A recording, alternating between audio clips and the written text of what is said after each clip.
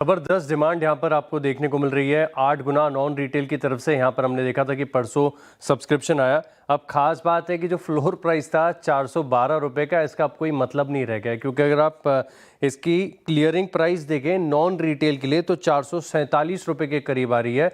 और स्टॉक देखिए, ऐसा लग रहा था कि बहुत बड़ी गिरावट आ जाएगी क्योंकि 10% का डिस्काउंट था जब इस OFS का अनाउंसमेंट आया, लेकिन इनफैक्ट ये उस दिन भी बंद ऊपर हुआ था और आज भी देखें तो तकरीबन 1.5-2% ऊपर ही आपको नजर आएगा। बहुत सारे कारण हैं जिसके चलते कोल इंडिया लगातार डिमांड में बना हुआ है। सबसे पहले आप देखें तो थोड़ी देर पहले हम जान भी रहे थे कि मानसून का अनुमान इस बार भारत में थोड़ा सा कमजोरी लग रहा है, लेकिन सिर्फ भारत में नहीं है।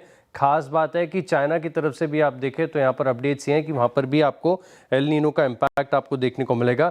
और पावर की डिमांड भारत में तो ऐसे बढ़ रही है कि बहुत तेज़ी से, आप ये समझिए कि मई के महीने में 250 गीगावाट के आसपास की पीक पावर डिमांड आपको देखने को मिल रही है। अब हो रहा है कि आगे जाके और एक्सपेक्टेड है कि पावर की डिमांड आपको बढ़ती हुई नजर आ सकती है।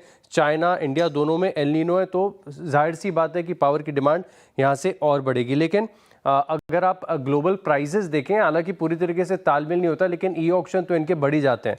अब ग्लोबल प्राइजेस काफ़ी ज़्यादा बढ़े हैं और चाइना की तरफ से लगातार खरीदारी हो रही है। चाइना इंडोनेशिया से भी कोल खरीद रहा है और इसी के चलते इंडोनेशिया के जो कोल प्राइसेस हैं इसमें पिछले मंथ के मुकाबले तकरीबन 12% की आपको बढ़त देखने को मिली है। कोल इंडिया की खास बात है कि ये स्टॉक है ना, ज़्यादातर सस्ता ही रहता है।